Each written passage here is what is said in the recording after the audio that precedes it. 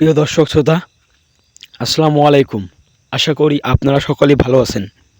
তো ভালো আছেন জন্যই আমরা আজকে চলে এসেছি আপনাদের মাঝে আরও একটি ভিডিও নিয়ে। তো দর্শক শ্রোতা, আপনারা যারা স্ক্রিনে যাকে দেখতে পাচ্ছেন অবশ্যই আপনারা তাকে দেখে চিনতে পেরে গেছেন।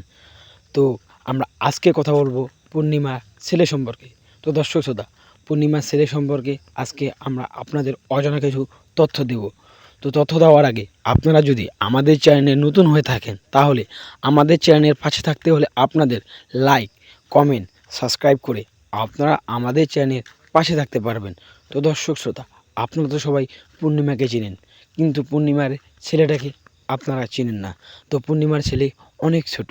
তো পূর্ণিমার ছেলে অনেক ছোট, ক্লাস 2-এ পড়ে। তো পূর্ণিমার ছেলে ক্লাস 2-এ পড়ে। পূর্ণিমার ছেলের নাম হলেন আব্রাহাম। তো পূর্ণিমার ছেলের নাম আব্রাহাম, ক্লাস 2-এ পড়ে ঢাকায়।